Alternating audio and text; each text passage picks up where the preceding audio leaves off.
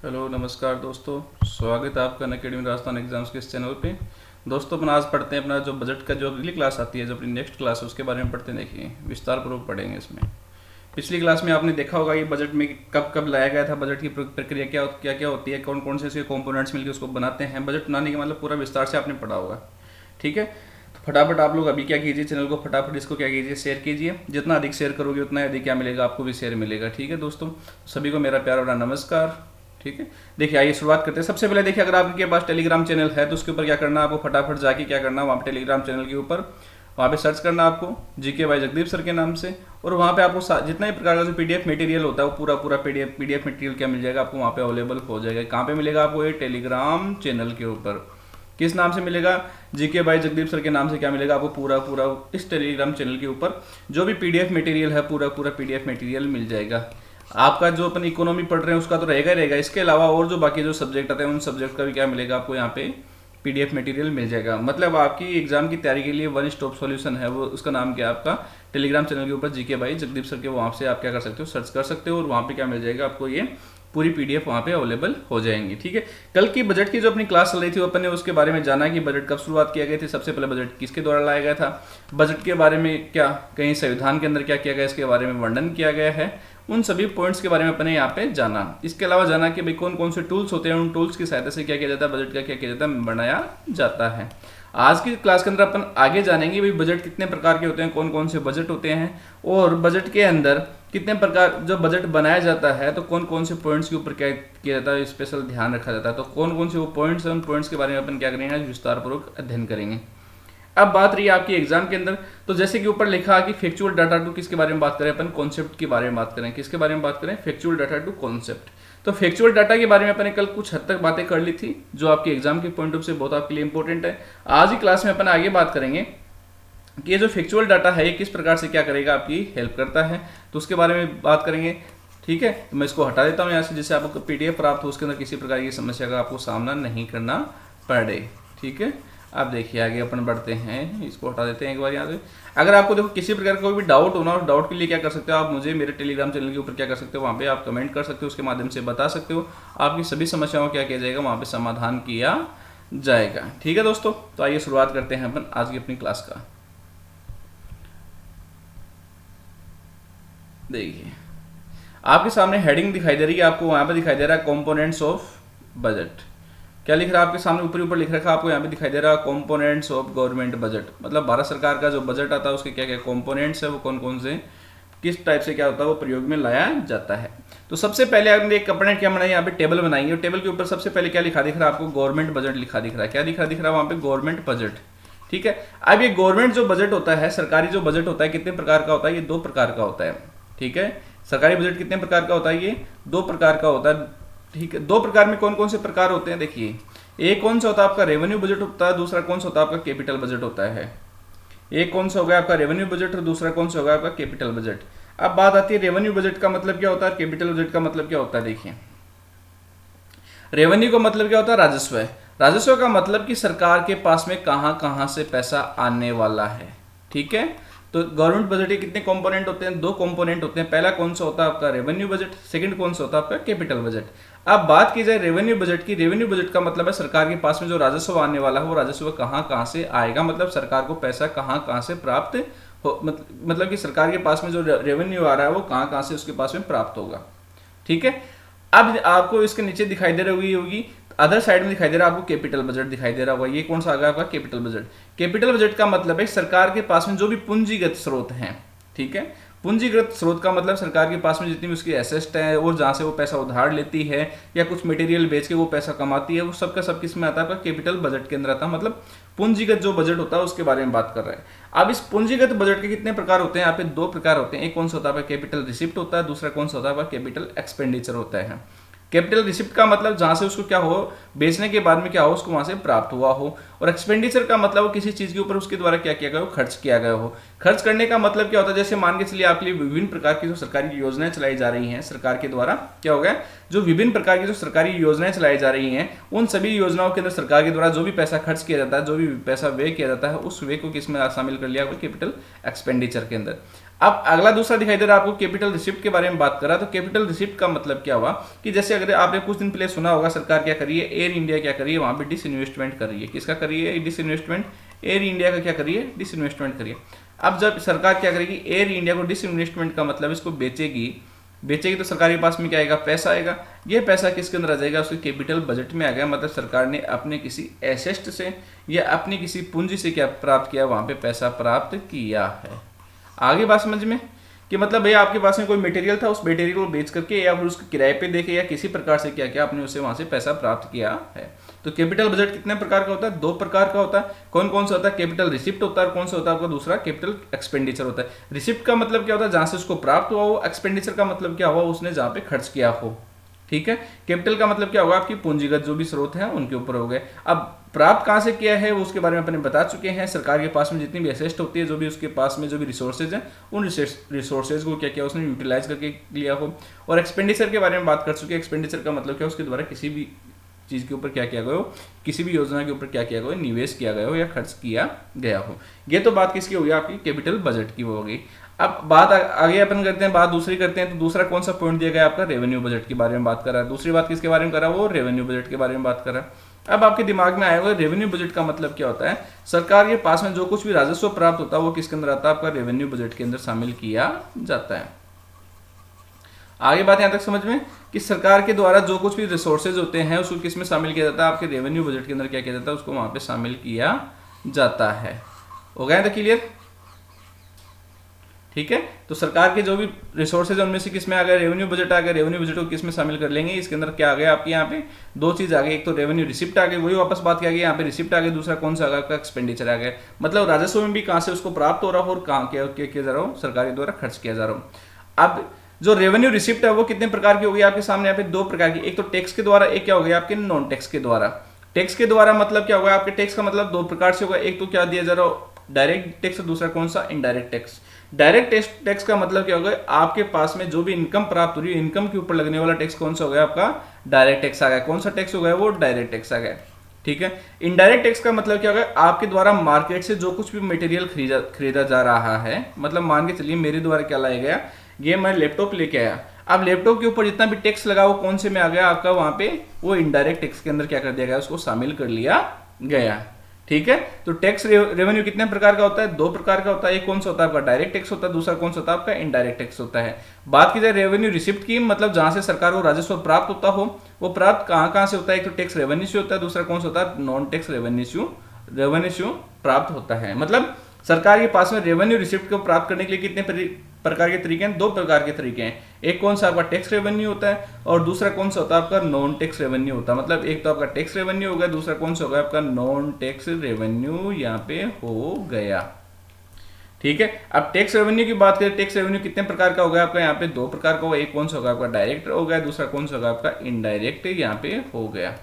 ठीक है, बात आ गई। तो सरकार का जो बजट होता है, इस टेबल के अंदर, ये सारणी के अंदर आपको पूरा स्पष्ट समझ में आ जाएगा। मैं एक बार जो लिखा है उसको यहाँ से हटा देता हूँ, जिससे क्या रहेगा, आपको पीडीएफ के अंदर किसी प्रकार की समस्या का सामना नहीं करना पड़ेगा।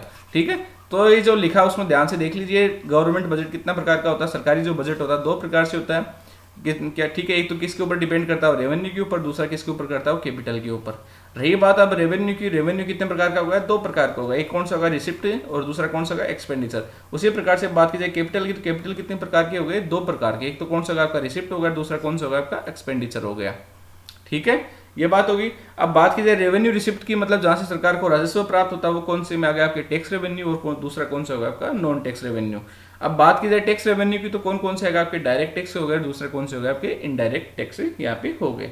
मतलब कहने का मतलब ये एक जो पूरी सारणी है, सारणी के आधार पे क्या समझ सकते हो, पूरे बजट का आप यहाँ पे समझ सकते हो। ये पूरा बजट क्या रहेगा आपके लिए यहाँ पे यूजफुल या उपयोगी रहने वाला है। ठीक है, आगे यहाँ तक बात समझ में। अगर किसी प्रकार कोई भी आपके मन में डाउट हो तो उसके बारे में क्या कर सकते हो, टेलीग्राम चैनल के ऊपर क्या कर सकते हो, मुझे बता सकते हो। या इसके अलावा जो आपके वो यूट्यूब के ऊपर क्या कर सकते हो, कमेंट के माध्यम से मुझे इसके बारे में बता सकते हो। लेकिन एक चीज़ ध्यान रखना, इस वीडियो को जितना अधिक से अधिक आप लोगों के बीच में लाइक और शेयर करोगे, उतना क्या रहेगा आपके लिए भी बेनिफिट रहने वाला, और क्या रहेगा हमारे लिए भी क्या रहेगा वहाँ पे बेनिफिट रहेगा।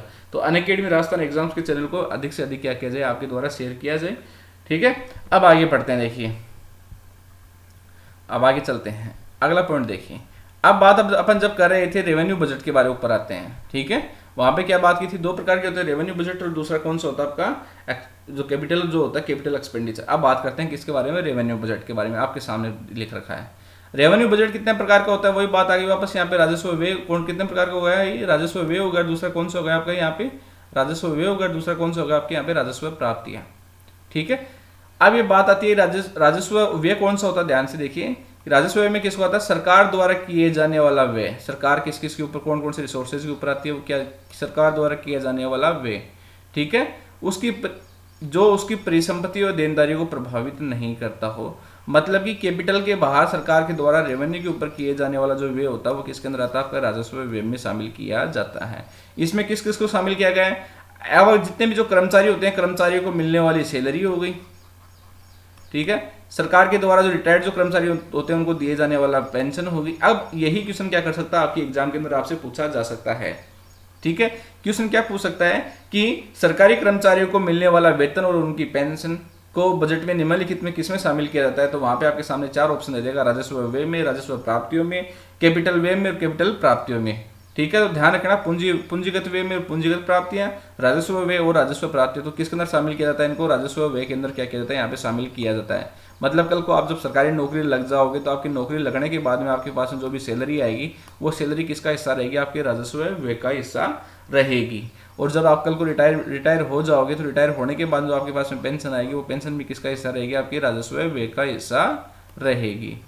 आगे बात समझ में। अब इसके अंदर एक पॉइंट बताया इसने, उस पॉइंट को थोड़ा ध्यान से देखिए, समझने की कोशिश कीजिए, मैं आपको समझाता हूँ उसको यहाँ पे मेरे प्यारे भोले वाले दोस्तों, ठीक है। देखिए ये मैं इसको पहले हटा देता हूँ यहाँ से, ये बात है मैंने ये इसको हटा दिया। अब देखिए अब क्या लिख रखा है इसने यहाँ पे, बात क्या लिखी है, बात ये लिखी है कि परिसंपत्तियों या देनदारियों को प्रभावित नहीं करता हो, यह बात ध्यान में आ गई। आगे बात समझ में, यहाँ पे क्या लिखा है इसने, यहाँ पे परिसंपत्ति और देनदारियों क्या नहीं करता हो, वो प्रभावित नहीं करता हो। तो इसका कहने का मतलब क्या है कि सरकार के पास में जो कुछ भी एसेट है वो, और सरकार के पास में जो किसी को ब्याज पे देना है, मतलब किसी को ब्याज चुकाना हो, वो क्या किसके अंदर उनको किसके अंदर शामिल नहीं किया जाता, उनको राजस्व व्यय के अंदर शामिल नहीं किया जाता। उनको किसके अंदर शामिल किया जाता है, कैपिटल रिसिप्ट के अंदर क्या किया जाता है, उनको शामिल किया जाता है।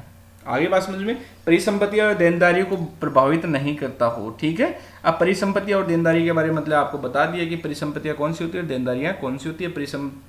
परिसंपत्तियों का मतलब सरकार के पास जो कुछ भी एसेट है, एसेट किसके अंदर आती है, परिसंपत्तियों में आती है। और देनदारियों में किसका मतलब आता है, सरकार के द्वारा जो भी पे करने वाला है, जो ब्याज वगैरह चुकाना है या किसी चीज़ का किराया देना हो, वो किसके अंदर आ गया, आपकी यहाँ पे राजस्व व्यय के अंदर यहाँ पे शामिल कर लिया गया। तो सरकार द्वारा किए जाने वाला व्यय है जो उसकी परिसंपत्तियों या देनदारियों को प्रभावित नहीं करता हो। ये तो बात किसकी आ गई, आपके राजस्व व्यय की यहाँ पे बात सामने आपके सामने क्लियर हो चुकी है। अगला पॉइंट कौन सा आता है आपका, यहाँ पे आता है आपका राजस्व प्राप्तियां। मतलब क्या कहने का मतलब क्या, जो सरकार के पास में क्या प्राप्त होती है, वो प्राप्त कहाँ से होती है, जो आपके टैक्स वाले पैसे या फिर उसके से दूसरा नॉन टैक्स से, ठीक है, जिसके बारे में अपने बात की, या तो किसके माध्यम से, डायरेक्ट टैक्स के माध्यम से, या दूसरा किसके माध्यम से, वो इनडायरेक्ट टैक्स के माध्यम से। मतलब किसी प्रकार से क्या आ रहा हो, वो पैसा सरकार के हाथ में आ रहा हो, सरकार के पास में वो पैसा आ रहा हो, वो किसके अंदर आएगा, आपको उसके अंदर किसके अंदर शामिल किया जाएगा, उसको यहाँ पे आपके राजस्व व्यय के अंदर क्या किया जाएगा, शामिल किया जाएगा, ठीक है। अब ये हो गया यहाँ पे, तो राजस्व प्राप्ति और राजस्व व्यय का मतलब समझ गए, राजस्व व्यय का मतलब क्या आ गया, समझ में आ गया आपके, और राजस्व प्राप्ति का मतलब आपके समझ में आ गया। यहाँ पे जो सरकार की संपत्ति और देनदारियों पर क्या नहीं हो, सीधा प्रभाव नहीं डालती हो। और राजस्व का मतलब क्या होगा, जो सरकार के द्वारा किया जाने वाला व्यय हो वो किसके अंदर शामिल किया जाता है, इसी के अंदर ही शामिल किया जाता है, ठीक है। ये बात हो गई आप तक क्लियर कि मतलब कि राजस्व बजट कितने प्रकार का होता है, दो प्रकार का होता है, राजस्व व्यय और राजस्व प्राप्ति। व्यय मतलब खर्चा किया जाने वाला, प्राप्ति मतलब सरकार के हाथ में आने वाला पैसा, ठीक है। हो गया था क्लियर, आगे बढ़े हम। आगे देखिए अगला पॉइंट कौन सा था, अगला पॉइंट किसके बारे में बात कर रहा है, वो यहाँ पे पूंजीगत बजट के बारे में बात कर रहा है। किसके बारे में बात कर रहा है, वो यहाँ पे पूंजीगत बजट के बारे में बात कर रहा है। अब देखें, अब पूंजीगत बजट के बारे में क्या बता रहा है, यहाँ पे दो प्रकार होता है, एक तो किसमें शामिल प्राप्तियों में, दूसरा किसके अंदर पूंजीगत व्यय में, ठीक है। एक किसके बारे में बात कर रहा है, व्यय के बारे में बात कर रहा है, दूसरे किसके बारे में बात कर रहा है, प्राप्तियों के बारे में बात कर रहा है, मतलब रिसिप्ट के बारे में, और दूसरा किसके बारे में बात कर रहा है, वो एक्सपेंडिचर के बारे में बात कर रहा है, ठीक है। अब देखिए बात की जाएगा रिसिप्ट के अंदर, तो क्या किसकी बात कर रहा है, उन प्राप्तियों को इंगित करती है जो क्या कर संपत्ति में कमी या सरकार की देनदारियों में क्या वृद्धि का कारण बनती है, ठीक है। मतलब प्राप्ति मतलब क्या कह रहे हैं कि भाई सरकार के पास में जो कुछ भी एसेस्ट है उस एसेस्ट में किसी प्रकार की कमी होना, और सरकारी क्या करना, जो भी सरकार के द्वारा जो ब्याज वगैरह चुकाया जाना है उसके अंदर क्या किया गया, इसके बारे में यहाँ पे बताया गया है। आगे बात समझ में कि संपत्ति में कमी या सरकार की देनदारी में वृद्धि का क्या बनती है, वो कारण बनती हो। ठीक है, हो गया था क्लियर कि इसमें पूंजीगत बजट में किसको शामिल किया जाता है, प्राप्तियां, पूंजीगत प्राप्तियां और पूंजीगत व्यय को शामिल किया जाता है।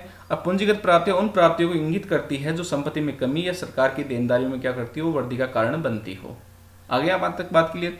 आप देखिए नीचे क्या लिखा गया है इसके द्वारा, यहाँ लिखा गया है कि सार्वजनिक उद्यमों के शेयरों जैसे परिसंपत्तियों को बेचकर कमाए जाने वाला धन, जिसके बारे में बात की थी अपन थोड़ी देर पहले, डिसइन्वेस्टमेंट की बात की थी, एयर इंडिया के बारे में बात की थी।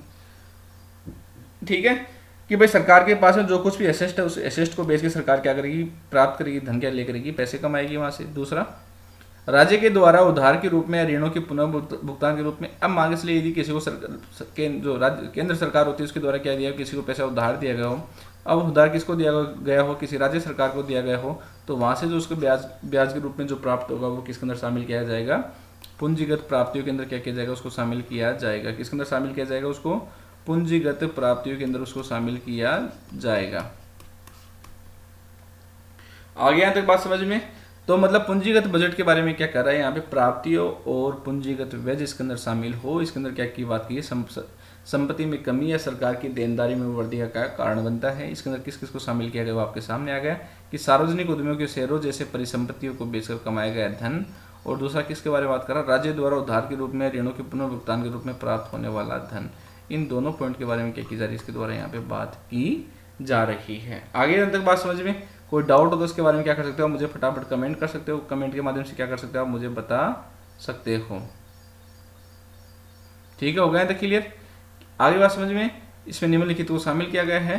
ठीक है, पूंजीगत प्राप्तियां और पूंजीगत क्या हो गया आपके सामने, ये चीज हो गई। आगे बढ़े इसके बारे में, आगे देखिए अगला देखिए।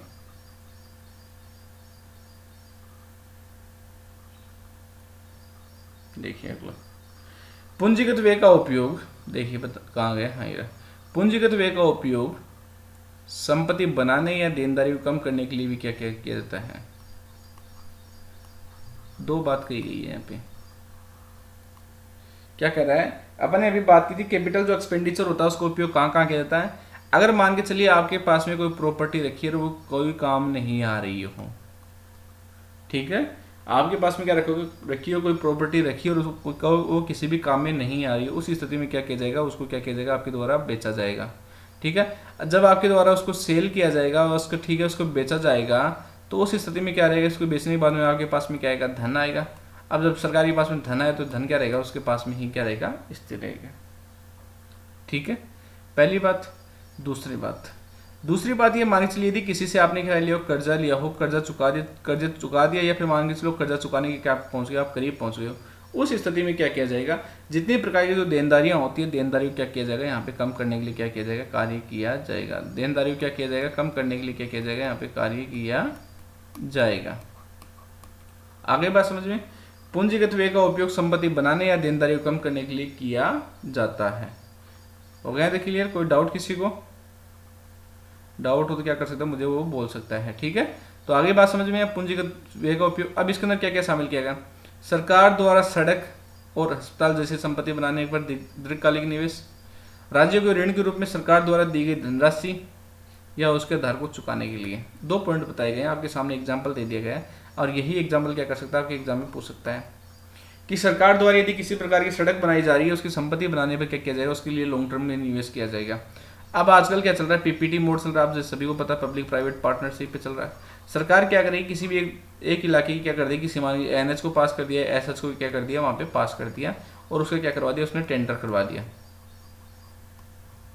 अब टेंडर करवाने के पास में जिस भी व्यक्ति के पास में टेंडर पहुंचा है या जो भी टेंडर की प्रक्रिया हुई है, उसके बाद सरकार क्या करेगी, उस व्यक्ति को जो भी ये सड़क बनानी है, सड़क बनाने का जो काम होगा वो किसके ऊपर देगी, पीपीटी के ऊपर दे देगी, सॉरी पब्लिक प्राइवेट पार्टनरशिप पे कर देगी, पीपीटी नहीं पीपीटी, ठीक है, triple P, public private partnership के ऊपर वो हो जाएगी।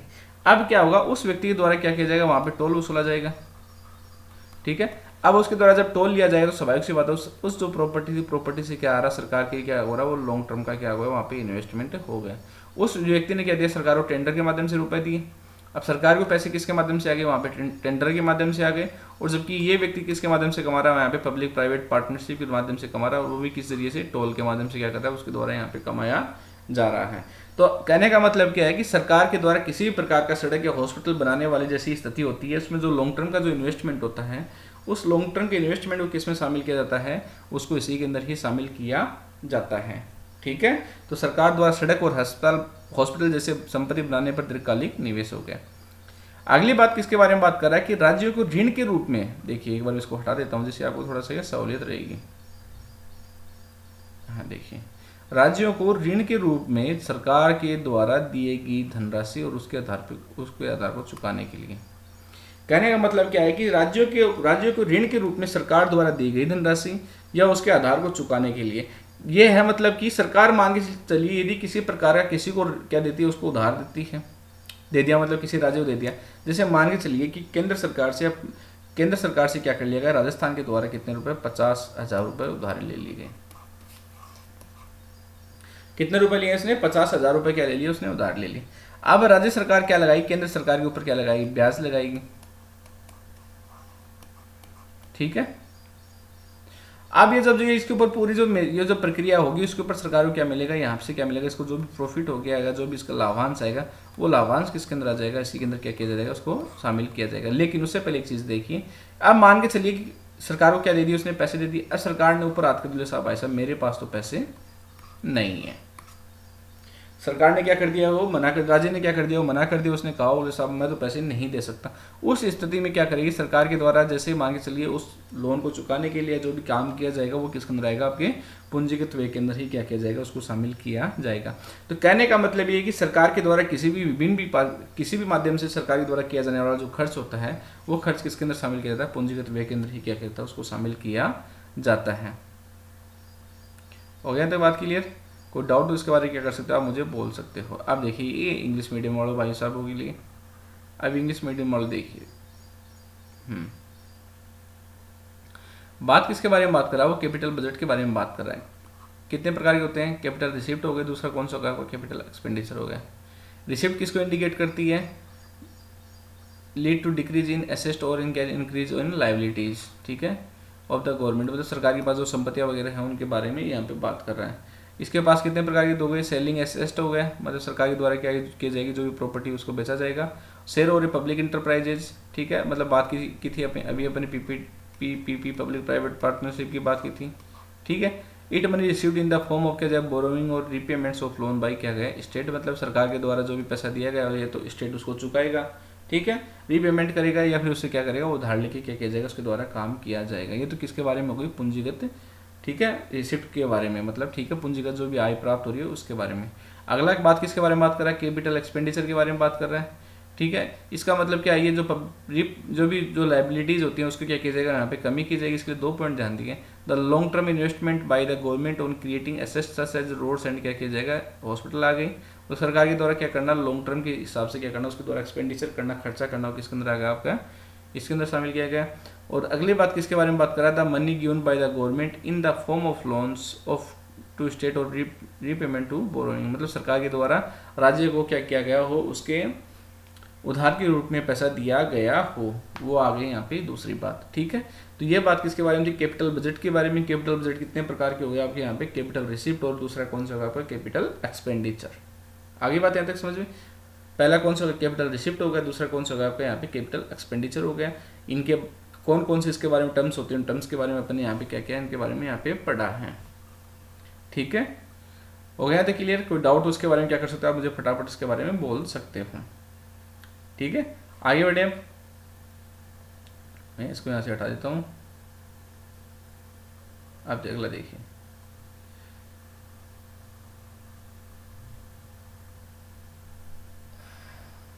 आप देखिए ये तो क्या थे, वो तो बजट के क्या थे, मेन मेजर कंपोनेंट्स है, उसके बारे में अपने पढ़ा। एक बार देखिए फिर से इनके बारे में रिपीट कर लेते हैं। देखिए कौन कौन से कंपोनेंट्स है जिसके बारे में अपने अभी तक बात की थी, वो कौन कौन से कंपोनेंट्स आपके सामने यहाँ पे आते हैं।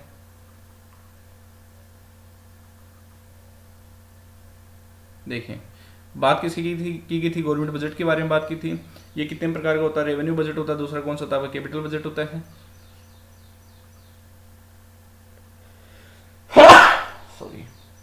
सॉरी, ठीक है, रेवेन्यू बजट होता है। दूसरा कौन सा होता है? आपका कैपिटल बजट होता है। रेवेन्यू बजट में कितने प्रकार का होता है? दो प्रकार का, रेवेन्यू रिसिप्ट और दूसरा कौन सा होता है? आपका रेवेन्यू एक्सपेंडिचर होता है। उसी प्रकार से कैपिटल बजट कितने प्रकार का होता है? आपका दो प्रकार का होता है, कैपिटल रिसिप्ट और दूसरा कौन सा होता है? आपका कैपिटल एक्सपेंडिचर होता है। अब बात की जाए रेवेन्यू रिसिप्ट की, तो रेवेन्यू रिसिप्ट कितने प्रकार का होता है? दो प्रकार का होता है, टैक्स रेवेन्यू, दूसरा कौन सा होता है? आपका नॉन टैक्स रेवेन्यू होता है। बात की जाए टैक्स रेवेन्यू कितने प्रकार का होगा? आपका डायरेक्ट टैक्स होगा, दूसरा कौन सा होगा? आपका इनडायरेक्ट टैक्स यहाँ पे हो गया। आगे बात समझ में, ये क्या किए थे, इसके जो मेजर कंपोनेंट्स है उसके बारे में यहाँ पे क्या की गई है, बात की गई है भी कौन कौन से कंपोनेंट्स से किस प्रकार से क्या करते हैं, कार्य करते हैं, वो हो गया था क्लियर। आगे देखिए, आगे लेके चलता हूँ आपको।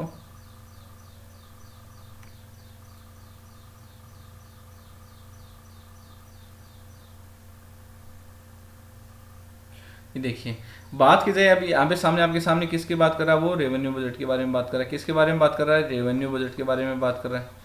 रेवेन्यू बजट कितने प्रकार का होगा? व्यय हो गया, दूसरा कौन सा होगा? इसके पास में प्राप्तियां हो गई। अब बात की जाए व्यय के बारे में, बात की जाए सरकार के पास जो भी रेवेन्यू जो व्यय होता है, एक्सपेंडिचर होता है, उसके बारे में बात की जाए तो सरकार के द्वारा जितने जो वेतन होते हैं, ध्यान रखना, आपके वेतन हो गया, आपकी पेंशन हो गई, और विभिन्न प्रकार के जो ब्याज का जो भुगतान किया जाता है वो किसके अंदर शामिल किया जाता है? आपके राजस्व व्यय के अंदर ही क्या किया जाता है? उसको शामिल किया जाता है। ध्यान रखना, यहाँ से क्वेश्चन पुटअप भी कर सकता है आपके एग्जाम के अंदर, क्या कर सकता है, यहाँ से आपके एग्जाम के अंदर आपसे क्वेश्चन पूछा भी जा सकता है। ये ध्यान रखना इस चीज़ के बारे में कि राजस्व व्यय के अंदर निम्नलिखित में से किसको राजस्व व्यय के अंदर शामिल नहीं किया जाता, तो वहाँ पे क्या आ जाएगा आपको ऑप्शन, क्या जाएगा? आयकर आ जाएगा, ठीक है, ब्याज प्राप्ति आ जाएगी, वेतन आ जाएगा, ठीक है, और इसके अलावा क्या जाएगा? उत्पाद शुल्क आ जाएगा। ध्यान रखना इस चीज़ के बारे में। तो आपका आंसर क्या आ जाएगा? राजस्व व्यय के अंदर किसको शामिल किया जाता है? वेतन को शामिल किया जाता है, ब्याज भुगतान को शामिल किया जाता है, पेंशन को शामिल किया जाता है, और क्या किया जाता है? आपके प्रशासनिक व्यय को क्या किया जाता है? शामिल किया जाता है। ध्यान रखना, ब्याज का जो भुगतान कर रहे हैं वो उसके अंदर उसको क्या किया जाता है? राजस्व व्यय के अंदर शामिल किया जाता है। जबकि ब्याज जो प्राप्त हो रहा है सरकार के पास में जो आ रहा है उसको किसके अंदर शामिल किया जाता है? राजस्व प्राप्तियों के अंदर शामिल किया जाता है, ठीक है। तो इस चीज़ का बारे में थोड़ा स्पेशल ध्यान रखना कि सरकार के पास में प्राप्त होने वाला धन और सरकार के द्वारा किया जाने वाले धन का खर्चा किसके अंदर बात की गई है? राजस्व व्यय के अंदर बात की गई है। हो गया तो क्लियर। बात की जाए किसके बारे में बात कर रहा है? और राजस्व प्राप्ति के बारे में बात कर रहा है। तो प्राप्तियां कितनी हो गई? देनदारियों को, और इसके ऊपर क्या करती हो? सीधा प्रभाव नहीं डालती हो, ठीक है। अब ये क्या कर रहा है? इसमें कर के माध्यम से सरकार द्वारा अर्जित धन और गैर कर स्रोतों क्या किया गया? यहाँ पे शामिल किया गया है। क्या किया गया है? गैर कर के जो भी स्रोत होते हैं उनको यहाँ पे क्या किया गया? शामिल किया गया है। इसमें सरकार कर के माध्यम से सरकार द्वारा अर्जित किया गया धन और गैर कर स्रोतों को क्या किया गया? शामिल किया गया है। तो ये दो चार फैक्चुअल पॉइंट है, इनको ध्यान रखना। वेतन, ब्याज भुगतान, पेंशन और प्रशासनिक व्यय को किसमें शामिल किया जाता है? राजस्व व्यय के अंदर शामिल किया जाता है। जबकि जो भी आपका उत्पाद शुल्क होता है, जो भी आपका आयकर, जो डायरेक्ट टैक्स और इनडायरेक्ट टैक्स जितने प्रकार के होते हैं उन सभी को किसमें शामिल किया जाता है? आपकी राजस्व प्राप्तियों के अंदर क्या किया जाता है? उनको वहाँ पे शामिल किया जाता है। हो गया तक बात क्लियर? कोई डाउट हो उसके बारे में क्या कर सकते हो आप? मुझे कमेंट कर सकते हो। उस कमेंट के माध्यम से क्या किया जाएगा? आपकी समस्या का समाधान किया जाएगा। अगला देखिए, अगला किसके बारे में बात कर रहा है? वो पूंजीगत बजट के बारे में बात कर रहा है। किसके बारे में बात कर रहा है? वो अगला पूंजीगत बजट के बारे में बात कर रहा है। ये कितने प्रकार का होता है? प्राप्तियां, और दूसरा किसको शामिल किया जाता है? पूंजीगत व्यय को शामिल किया जाता है। पूंजीगत प्राप्तियों को, और दूसरा किसको शामिल किया जाता है? पूंजीगत व्यय को शामिल किया जाता है। पूंजीगत प्राप्तियां उन प्राप्तियों को इंगित करती है, ठीक है। पूंजीगत प्राप्तियां उन प्राप्तियों को इंगित करती हैं जो संपत्ति में कमी या सरकार की देनदारियों में वृद्धि का कारण बनती हो। जो संपत्ति में कमी या सरकार की देनदारियों में क्या करती हो? वृद्धि का कारण बनती हो। आगे बात यहाँ तक समझ में कि तो पूंजीगत प्राप्तियों में किनको शामिल किया जाता है? जो सरकार की जो संपत्ति होती है उसमें कमी करती हो या सरकार की देनदारियों में क्या करती हो? वृद्धि करती हो। अब यहाँ पे इसके एग्जाम्पल दिए गए हैं। कौन कौन से एग्जाम्पल दिए गए हैं? सरकार के द्वारा अपनी परिसंपत्तियों को बेचने के द्वारा किया गया धन, और सरकार के द्वारा किया गया ब्याज के पुनर्भुगतान के रूप में किया गया धन किसके अंदर शामिल किया जाता है? पूंजीगत इस बजट के अंदर शामिल किया जाता है। कैपिटल जो बजट होता है उसके अंदर शामिल किया जाता है। अब इसमें दो प्रकार की चीजें हो गई, पूंजीगत प्राप्ति हो गई, दूसरी कौन सी हो गई? आपकी पूंजीगत व्यय शामिल हो गया। हो गया था क्लियर? कोई डाउट हो तो इसके बारे में क्या कर सकते हो आप? मुझे बता सकते हो, कमेंट कर सकते हो। कमेंट के माध्यम से आपकी समस्या क्या किया जाएगा? यहाँ पे समाधान किया जाएगा। अगला देखिए, अगला किसके बारे में बात कर रहा है? पूंजीगत व्यय का उपयोग संपत्ति बनाने या देनदारी को कम करने के लिए किया जाता है। इसमें क्या क्या शामिल किया गया है? सरकार के द्वारा बनाए गए सड़क और हॉस्पिटल वगैरह, ये जो धनराशि जो वगैरह उसके द्वारा क्या की जाती है? उधार चुकाई जाती है। उधार देने के लिए क्या किया जाता है? कार्य किया जाते हो। मतलब सरकार के द्वारा विभिन्न प्रकार की सड़क या हॉस्पिटल आदि बनाने के लिए दीर्घकालीन जो भी निवेश होता है उस निवेश को करने के लिए क्या किया जाता है? ये कार्य किया जाता है। तो हो गया था क्लियर? कोई डाउट हो किसी को तो क्या कर सकता है, मुझे बता सकता है। ये बात है आगे किसके अंदर आ गई आपकी, यहाँ पे आ गया आपका इंग्लिश के अंदर क्या कह रहा है, कैपिटल बजट के अंदर किस किस को शामिल किया गया, आपको कैपिटल रिसिप्ट को शामिल किया गया और किसको शामिल किया गया, आपको कैपिटल एक्सपेंडिचर को शामिल किया गया है। कैपिटल रिसिप्ट को शामिल किया गया और किसको शामिल किया गया, कैपिटल एक्सपेंडिचर को शामिल किया गया है। रिसिप्ट के अंदर किसको शामिल किया गया है, सरकार की जो भी एसेस्ट होती हैं उनके और जो लाइबिलिटीज होती है उनको शामिल किया गया है। सरकार की एसेस्ट को और सरकार की लाइबिलिटीज को क्या किया गया, यहाँ पे शामिल किया गया है। ठीक है, और अब ये किस टाइप से होती है, द मनी इर्न्ड बाय सेलिंग क्या आ जाएगा, एसेस्ट सरकार के द्वारा क्या करना, संपत्ति बेच के कमाया गया धन। दूसरा क्या जाएगा, सच ए शेयर ऑफ पब्लिक इंटरप्राइजेज, मतलब ठीक है कि सरकार के द्वारा अपने किसी भी पब्लिक इंटरप्राइजेज को बेचने के द्वारा या उसका डिसइन्वेस्टमेंट, जिसकी बात अपने की थी एयर इंडिया वाली अपन ने बात की थी। ठीक है, किसकी बात की थी अपन यहाँ पे, एयर इंडिया वाली बात की थी कि सरकार ने क्या कर रही है, अपनी एयर इंडिया को बेच रही है। तो एयर इंडिया को बेचने के बाद सरकार के पास में जो कुछ भी प्राप्त होगा वो किसके अंदर शामिल कर लिया गया है, वो किसके अंदर आएगा, आपके कैपिटल रिसिप्ट के अंदर क्या किया जाएगा, उसको शामिल किया जाएगा। ठीक है, अगला बात किसके बारे में बात कर रहा है, the money received in the form of borrowing और क्या रीपेमेंट ऑफ लोन बाई क्या जाएगा, स्टेट, मतलब सरकार राज्य के द्वारा क्या दिया गया, सरकार को वापस उसका पुनः भुगतान किया गया हो, उसको भी किसमें शामिल किया जाता है, आपके यहाँ पे कैपिटल रिसिप्ट के अंदर क्या किया जाता है, यहाँ पे शामिल किया जाता है। कैपिटल रिसिप्ट के अंदर क्या किया जाता है, यहाँ पे इसको शामिल किया जाता है। आगे आते बात समझ में, तो दो बात हो गई, पॉइंट हो गया आपके सामने, received in the form of borrowings और क्या repayment of loan by state. ठीक है, यहाँ तक क्लियर, कोई डाउट हो किसी के मन में तो क्या कर सकता है, फटाफट मुझे कमेंट के माध्यम से बता सकता है, उसकी समस्याओं को, उसकी शंकाओं को क्या किया जाएगा, क्या किया जाएगा, यहाँ पे निराकरण किया जाएगा। हो गए थे क्लियर।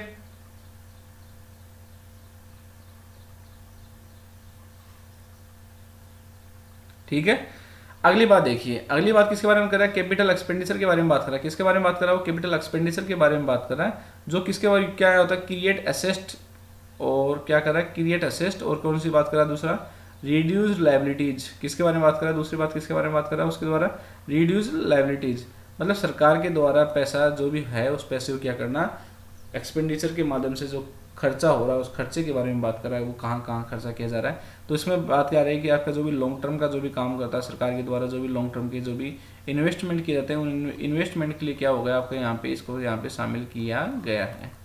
ठीक है, जैसे हॉस्पिटल, सड़क वगैरह बनाने के लिए और बाकी जो कार्य करने के लिए। ठीक है, दूसरी बात किसके बारे में बात कर रहा है, रीपेमेंट ऑफ इट्स बोरोविंग, सरकार के पास जो भी धन दिया गया उसका क्या होना है, यहाँ पे रीपेमेंट के बारे में बात की गई है। हो गया था क्लियर, कोई डाउट हो तो क्या कर सकते हो आप मुझे इसके माध्यम बता सकते हो। ये तो क्या थी, जो मेजर कंपोनेंट थे सरकार के, उसके बारे में अपन यहाँ पे विस्तार पूर्वक पढ़ा। अगर फिर भी अगर आपका कोई डाउट रह गया हो तो उसके माध्यम से क्या कर सकते हो, आप मुझे बता सकते हो, आपकी समस्या का जो क्या किया जाएगा वहाँ पे निराकरण किया जाएगा। अब ये तो देख किसके बारे में बात थी, जो ये बात अपन ने कर ली, अपने सरकारी कंपोनेंट्स के बारे में बात की, जो मुख्य जो घटक होते हैं घटकों के बारे में बात की, अपन ने किसके बारे में बात की, सरकार की घटकों के बारे में बात की। ठीक है, अब अगला जो पॉइंट आता है उस पॉइंट की किसके बारे में बात की जाएगी, सरकार के पास में जो बजट होते हैं, बजट कुल कितने प्रकार के होते हैं। ठीक है, अब देखिए सबसे पहला जो बजट आता है आपके पास में, यहाँ पे आपको दिखाई दे रहा होगा बजटों के बारे में, जीरो बेस बजट। इसके नाम से प्रतीत होता है जीरो बेस बजट का मतलब क्या है, जिसका आधार क्या माना जाएगा, जीरो माना जाएगा। आधार जीरो मानने का मतलब क्या है, जैसे मान के चलिए मैं जब आपको पढ़ाने लगा तो मैंने ये मान के चला कि सभी बच्चे क्या इक्वल हैं। हो सकता है आप में से बहुत सारे ने क्या पढ़ भी रखा हो ये टॉपिक, हो सकता है कि बहुत सारे ने टॉपिक नहीं भी पढ़ा हो, तो मेरे द्वारा क्या मान के चला गया, मेरे द्वारा यह मान के चला गया कि आप सभी की सभी क्या हो, जीरो के ऊपर हो, मतलब आप सभी का जो बेस होगा, जो आधार होगा, आधार क्या एक समान है। ठीक है, मतलब किसी प्रकार से आप में से किसी भी व्यक्ति को किसी प्रकार का कोई भी नॉलेज नहीं है, ये माना गया है। ठीक है, अब यही बात क्या होती है, जीरो बेस्ड बजट के अंदर सरकार के द्वारा की जाती है। सरकार क्या करती है कि बोले भाई जितने भी लोग हैं, ठीक है, सरकार क्या करती है, जितने भी लोग हैं उन लोगों के पास में क्या हो कि जितने लोग क्या हो, जितने प्रकार के जो विभाग हैं, जो भी मंत्रालय हैं, सभी प्रकार के मंत्रालय की जो भी रिक्वायरमेंट है, ये जो कुछ भी है वो सब कुछ क्या है यहाँ पे जीरो मानी जाती है। मतलब उनके क्या की जा रही है, शुरुआत क्या की जा रही है, उनके द्वारा इनिशियल लेवल पे की जा रही है। ठीक है, अब इनिशियल लेवल पे शुरुआत की जा रही है तो इसमें क्या ध्यान रखा जाएगा, जो पिछले साल के अंदर, जो पास्ट के अंदर जो भी मतलब पिछले साल के अंदर, जैसे मान के चलिए अभी बात कर रहे हैं अपन, ये 2019-20 के बजट के बारे में बात कर लें कि कब की बात कर लेते हैं, 2019-20 के बजट। तो सरकार के द्वारा यह माना गया कि 2019-20 के बजट के दौरान सरकार ने किसी भी योजना में पैसा कितना खर्च किया गया, उसके द्वारा जीरो खर्च किया गया है।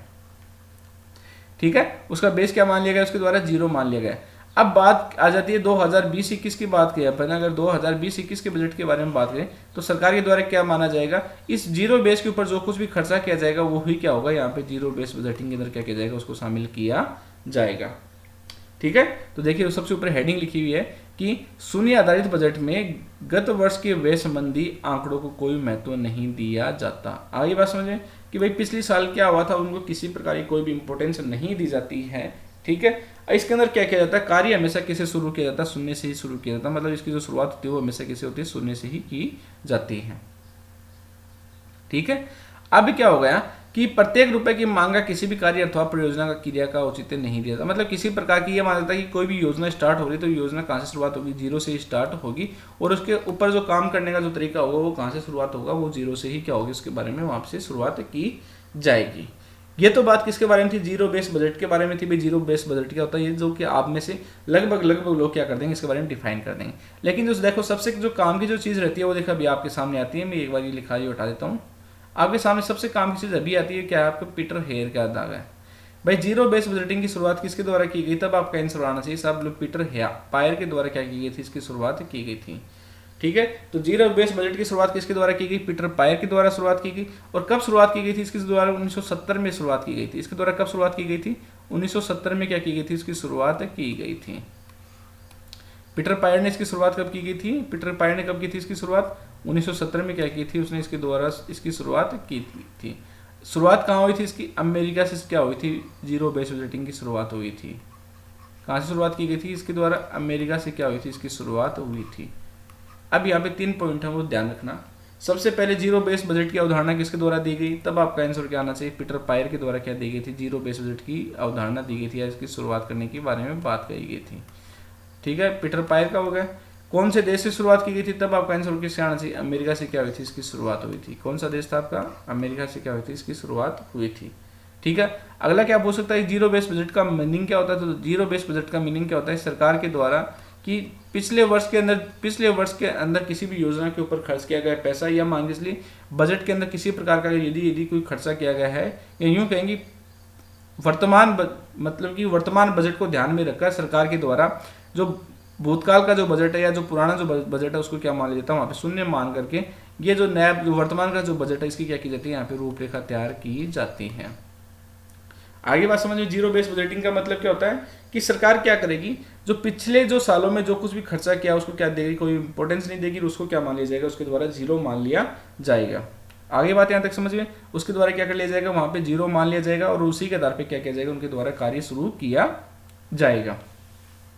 हो गया था क्लियर, मैं इसको हटा देता हूँ जिससे क्या रहेगा आपके लिए यहाँ पे काम की बन जाएगा ये। अब आगे देखिए,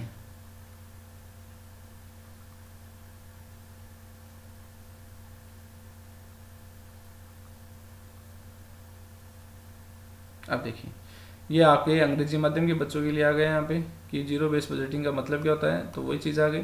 zero base budgeting is a method of budgeting in which all expenses are evaluated with each time a budget is made and expenses must be justify for each new period. मतलब कि नए पीरियड को नए समय सारणी को ध्यान में रखते हुए क्या किया जाता है, जीरो बेस बजटिंग का क्या किया जाता है, निर्माण किया जाता है। Zero budgeting start from the zero base and every function of the government, ध्यान से सुना, every function of the government is analysis for its need and cost. मतलब कि हर बार क्या की जाती है, नए सिरे से क्या की जाती है, जो भी खर्चा होने वाला उस खर्चे के बारे में क्या की जाती है, वहाँ पे उसको द्वारा से उसके फिर से क्या की जाती है, उस खर्चे के आधार पे क्या किया जाता है, उसके फिर से क्या की जाती है, वहाँ पे मूल्यांकन किया जाता है और उसके बारे में फिर से नई रेट निकाल ली वहाँ पे जाती है। आगे आते बात समझ, जीरो बेस बजटिंग का मतलब आ गया, समझ में आ गया। ठीक है, अभी बात शुरुआत कहाँ की हुई थी इसकी जीरो बेस बजटिंग की, अमेरिका से क्या की गई थी, इसकी शुरुआत की गई थी। कहाँ से, अमेरिका से की गई थी। करने वाले व्यक्ति का नाम क्या था, पीटर पायर था। इनके व्यक्ति का नाम क्या था, पीटर पायर था। उनके द्वारा क्या की थी, इसकी शुरुआत की गई थी। हो गया था क्लियर, कोई डाउट हो इसके माध्यम से क्या कर सकते हो आप मुझे बता सकते हो। आगे बढ़ते हैं, देखिए अगला देखिए, जीरो बेस बजट के बाद में अगला बजट कौन सा होता है आपका, आउटकम बजट। आउटकम बजट का मतलब क्या होता है कि सरकार के द्वारा मान के चलिए, ठीक है, कि जैसे एग्जांपल लेते हैं कि कौन सा मिनिस्ट्री मान के चलिए, रोड इंफ्रास्ट्रक्चर मिनिस्ट्री मान लेते हैं, आधारभूत ढांचा जो बनाने वाली इंफ्रास्ट्रक्चर डेवलपमेंट एजेंसी मान लेते हैं। ठीक है, अब ये जो इंफ्रास्ट्रक्चर जो भी मिनिस्ट्री बना रही है उसके अंदर क्या करेगी, उसके कहाँ कहाँ पे रोड बनानी है, कितना उसको पैसा चाहिए, उस सब के बारे में क्या करेगी, वो पूरी अपनी रिपोर्ट तैयार करेगी। क्या की जाएगी, उसके द्वारा वहाँ पे रिपोर्ट तैयार की जाएगी। ठीक है, अब वो रिपोर्ट तैयार करने के बाद में क्या करेगी, वो अपने पास जो भी रिपोर्ट होगी कितना पैसा चाहिए कैसे चाहिए उसका क्या करेगी, उसके द्वारा एनालिसिस किया जाएगा। क्या किया जाएगा, एनालिसिस किया जाएगा। और एनालिसिस करने के बाद में चीज़ निकालेंगे भाई इस बजट के अंदर मान के चलिए उनके द्वारा 100 रुपये मांगे गए हैं और पिछले बजट में उनके द्वारा कितने मांगे गए थे, 110 रुपये मांगे गए थे। ठीक है, तो इस स्थिति में क्या करेंगे, जो 110 रुपये कहाँ कहाँ कौन कौन सी योजनाओं के ऊपर खर्च किए गए उनका क्या किया जाएगा, उसके द्वारा वहाँ पे विश्लेषण किया जाएगा, एनालिसिस किया जाएगा भाई हमारे द्वारा कहाँ कहाँ पे कितना कितना पैसा खर्च किया गया है, तो वो चीज़ आ गई। ठीक है, तो क्या किया जाएगा, उसके द्वारा वहाँ पे एनालिसिस किया जाएगा और एनालिसिस के बेस पे ही क्या किया जाएगा, उनके द्वारा कार्य किया जाएगा। ये बात होगी क्लियर। अब क्या करेगी, मान के चलिए उसके अंदर कमी हुई है कि फायदा हुआ, उसके आधार पे क्या करेगी, फिर से नए वर्तमान समय के बजट के लिए क्या की जाएगी, उनके द्वारा फिर से तैयार किया जाएगा और फिर से क्या करेंगे उसी हिसाब से वो क्या चलती रहेगी, उनकी प्रक्रिया चलती रहेगी। तो कहने का मतलब क्या है कि ये जो आउटकम जो बजट होता है ना, एक तरह से क्या करता है, सरकार की जितनी प्रकार की जो योजनाएं होती है ना, योजनाओं का मूल्यांकन करने का काम करता है।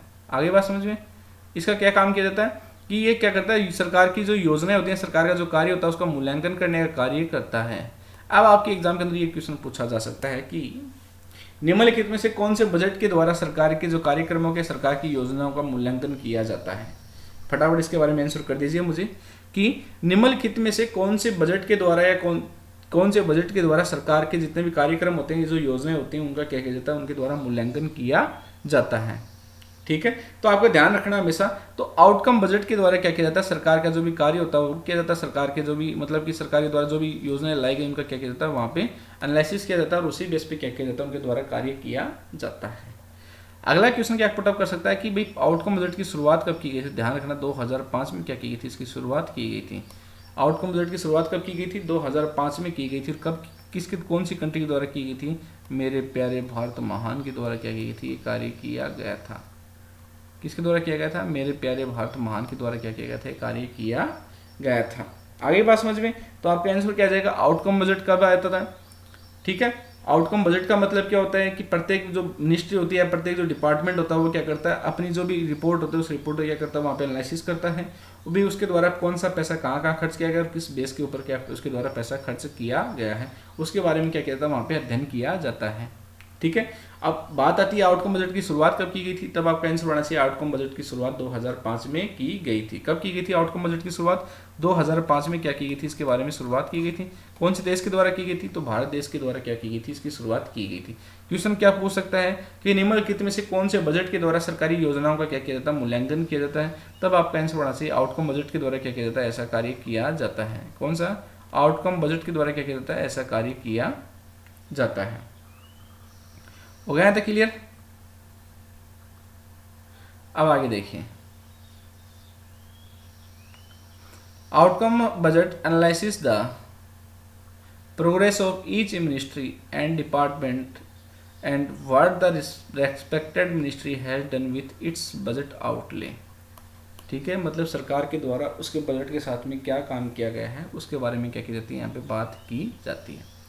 अगला क्या करा, it measures the development outcome of all government program, मतलब सभी सरकारी जो योजनाएं जो कार्यक्रम होता है उनका मूल्यांकन करने का काम किसके द्वारा किया जाता है, आउटकम बजट के द्वारा किया जाता है।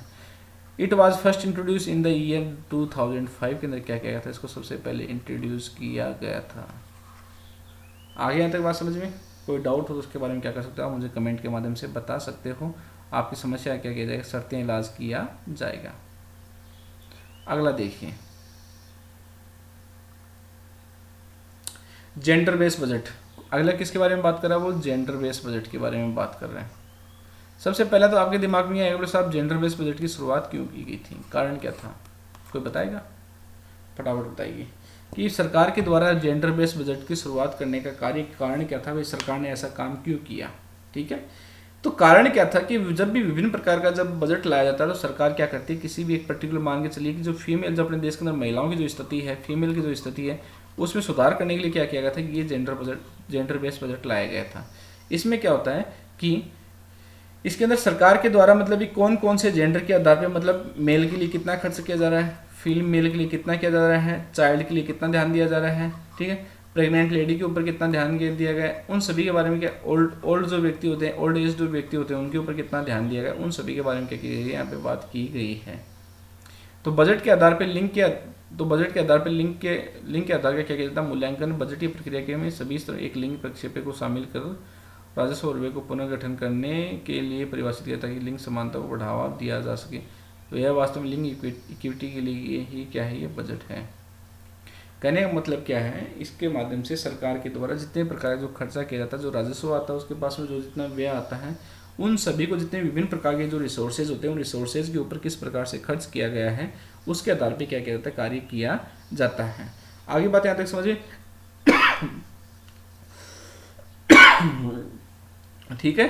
तो मतलब सरकार के द्वारा जो विभिन्न प्रकार के जो कार्य किए जाते हैं उनके बेस पे क्या किया गया है, यहाँ पे कार्य किया गया है।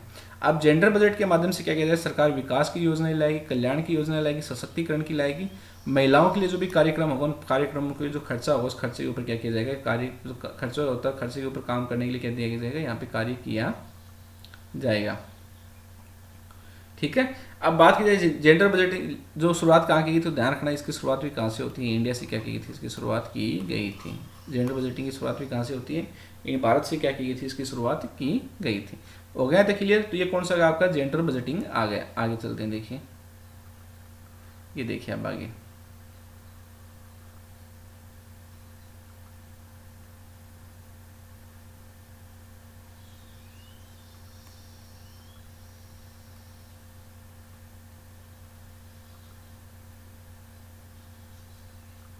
देखिए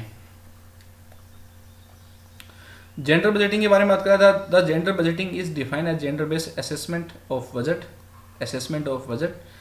incorporating a gender perspective at all level of the budgetary process and restructuring revenue and expenditure in order to promote gender equality. It is actually budgeting for gender equality. Through gender budget, the government declare an amount to be spent over the development, welfare, empowerment schemes and programs for females. मतलब females के लिए क्या करना, उनको बढ़ावा देने के लिए उनके अंदर क्या करना, उनको समाज के अंदर उनका अधिकार दिलाने के लिए क्या की जाती है, जेंडर बजटिंग की क्या की गई थी, यहाँ पे शुरुआत की गई थी। हो गया था क्लियर। कोई डाउट उसके बारे में क्या कर सकते हो आप मुझे बता सकते हो, ठीक है, कमेंट के माध्यम से मुझे बता सकते हो, ठीक है। हो गया था क्लियर। आप देखिए अपन जो अभी तक पढ़ा उसके बारे में पढ़ते हैं, देखिए दोबारा एक रिकेप कर लेते हैं। ये देखिए सबसे पहले कौन सा था आपका यहाँ पे, देखिए जीरो बेस बजट के बारे में बात करा। किसके बारे में बात करा यहाँ पे, जीरो बेस बजट के बारे में बात करा। जीरो बेस का मतलब क्या होता है, आधार को हमेशा क्या मान लिया जाएगा, शून्य मान लिया जाएगा, और शून्य के आधार पे क्या किया जाएगा, सरकार के द्वारा या विभिन्न मंत्रालय के द्वारा जो उनका जो किया जाने वाला जो खर्चा है, उनको जो प्राप्त होने वाला जो खर्चा है, जो प्राप्त होने वाला जो भी आय है, उन सभी क्या कर लिया जाएगा, इसमें शामिल कर लिया जाएगा, ठीक है। कब शुरुआत की गई थी, 1970 में क्या की गई थी, इसकी शुरुआत की गई थी। कब शुरुआत की गई थी, 1970 में। करने वाले व्यक्ति का नाम क्या था, पीटर पायर था, उनके द्वारा क्या की गई थी, ये शुरुआत की गई थी। पीटर पायर के द्वारा क्या की गई थी, शुरुआत की गई थी। और देश का नाम क्या आ गया आपका, अमेरिका के द्वारा क्या की गई थी, इसकी शुरुआत की गई थी, ठीक है। ये तो बात किसकी होगी, आपकी जीरो बेस बजटिंग की। अगला देखिए, जीरो बेस बजटिंग के अंदर ये डिफाइन किया गया था, zero base budget is a method of budgeting in which all expenses are evaluated each time a budget is made and expenses must be justify for each new period, ठीक है। हर बार के लिए क्या किया जाएगा, उसके द्वारा जो भी खर्चा किया जाएगा वो नए तरीके से क्या किया जाएगा, वहाँ पे डिफाइन किया जाएगा। अगला कौन सा था आपका, आउटकम बजट आता है। बात की जाए आउटकम बजट की तो क्या किया जाएगा, प्रत्येक मंत्रालय के द्वारा मतलब प्रत्येक विभाग के द्वारा भी एनालिसिस करके भाई कितना खर्चा चाहिए कितना नहीं चाहिए, पूरा एनालिसिस करने के बाद में क्या किया जाता है, उनके द्वारा बजट को काम में लिया जाता है। सबसे पहले कब लाया गया था, ये 2005 में क्या किया गया था, इसको प्रस्तुत किया गया था। अगला लास्ट कौन सा था आपका, लिंक बजट आता है, ठीक है। जेंडर आधारित जो बजट होता है उसके बारे में बात करा अभी, किस टाइप से क्या कर रहा है इसके द्वारा, मतलब कि महिलाओं के लिए उनके कल्याण के लिए, सशक्तिकरण के लिए, उनके लिए विभिन्न प्रकार की योजनाएं लागू करने के लिए क्या की गई थी, इसकी शुरुआत की गई थी, ठीक है। तो ये क्या थे अपने जो मेन प्रकार के बजट थे। आज ही क्लास में अपने क्या पढ़ा, कंपोनेंट्स पढ़े थे बजट के बारे में। देखिए सबसे पहले चलते हैं वापस अपन पीछे, कंपोनेंट्स पढ़े थे सरकार, अपने क्या पढ़ा थे, कंपोनेंट्स पढ़े थे बजट के भी, कौन कौन से कंपोनेंट होते हैं गवर्नमेंट बजट के। तो क्या आया था आपका यहाँ पे, रेवेन्यू बजट आया था, कैपिटल बजट आया था। और रेवेन्यू बजट कितने प्रकार का होता है वो पढ़ा अपने, रेवेन्यू रिसिप्ट और रेवेन्यू एक्सपेंडिचर। कैपिटल बजट कितना प्रकार का होता है, कैपिटल रिसिप्ट और क्या आ गया आपका, कैपिटल एक्सपेंडिचर। रेवेन्यू रिसिप्ट के बारे में बात करें तो कौन से आ गया आपका, टैक्स रेवेन्यू, और कौन सा आ गया आपका दूसरा नॉन टैक्स रेवेन्यू आ गया। जबकि टैक्स रेवेन्यू कितने प्रकार का होगा आपका, डायरेक्ट टैक्स और क्या होगा आपका इनडायरेक्ट टैक्स यहाँ पे शामिल कर लिए गए हैं। तो कंपोनेंट्स हो गए गवर्नमेंट की, ठीक है। और इसके अलावा अपन ने पढ़ा कि बजट कितने प्रकार के होते हैं, तो 3 प्रकार के पढ़े अपन ने। कौन सा, जीरो बेस बजट पढ़ा अपन ने, इसके अलावा कौन सा पढ़ा अपन ने, आउटकम पढ़ा, और कौन सा पढ़ा अपन ने, जेंडर बेस बजट के बारे में अपन ने यहाँ पे पढ़ा, ठीक है। ये सबके अपने द्वारा क्या किया गया अभी तक यहाँ पे ये पढ़ा गया पूरा, ठीक है। अगर आपको किसी प्रकार का कोई भी डाउट लगे उसके बारे में क्या कर सकते हो आप, मुझे मेरे Telegram channel GK by Jagdeep sir के ऊपर क्या कर सकते हो, वहाँ पे इस ग्रुप को ज्वाइन कर सकते हो। वहाँ पे क्या मिल जाएगा आपको, सभी प्रकार की जो पीडीएफ हैं जो भी अपन ने पढ़ रहे हैं उस पूरी पीडीएफ क्या हो जाएगा आपको वहाँ पे अवेलेबल हो जाएगी। GK by Jagdeep sir Telegram channel के ऊपर क्या कर सकते हो आप, मुझे वहाँ पे सर्च कर सकते हो, और सर्च करने के बाद में क्या कर सकते हो आप वहाँ पे मुझे ज्वाइन कर सकते हो। वहाँ पे सभी प्रकार की जो भी आपकी पीडीएफ वगैरह वो सभी आपको अवेलेबल हो जाएंगे। और इसके अलावा क्या कर रहे हैं अपन, एक शुरुआत और कर रहे हैं, जितने प्रकार का जो भी करंट अफेयर्स है इकोनॉमी से रिलेटेड, ध्यान रखना, अर्थव्यवस्था से संबंधित जितने प्रकार का जो करंट अफेयर्स है उसके बारे में अपनी एक क्लास और स्टार्ट करेंगे। उसमें आपको क्या करोगे, विभिन्न प्रकार की जितने भी सरकार के द्वारा योजनाएं लाई गई हैं उनके बारे में क्या करेंगे अपने यहाँ पे अध्ययन करेंगे, ठीक है दोस्तों। ये तो था क्या, ये क्या था आज की अपनी क्लास के बारे में अपने पढ़ा कि बजट कितने प्रकार का होता है उसके बारे में अपने जाना, ठीक है। अब आगे अपन चलते हैं अपना,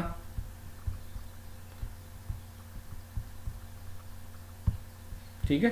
तो ये हो गया था क्लियर। अगर कोई भी डाउट हो आपको उसके माध्यम से क्या कर सकते हो आप मुझे बता सकते हो, वहाँ पे क्या किया जाएगा आपकी समस्या का समाधान किया जाएगा, ठीक है दोस्तों। ओके, धन्यवाद, गुड बाय। अपना भी ध्यान रखो और अपनों का भी ध्यान रखो, और राजस्थान अनअकैडमी राजस्थान एग्जाम्स के चैनल को अधिक से अधिक लाइक कीजिए, शेयर कीजिए, और आप भी देखिए अपनों को भी उसको दिखाएं। ओके।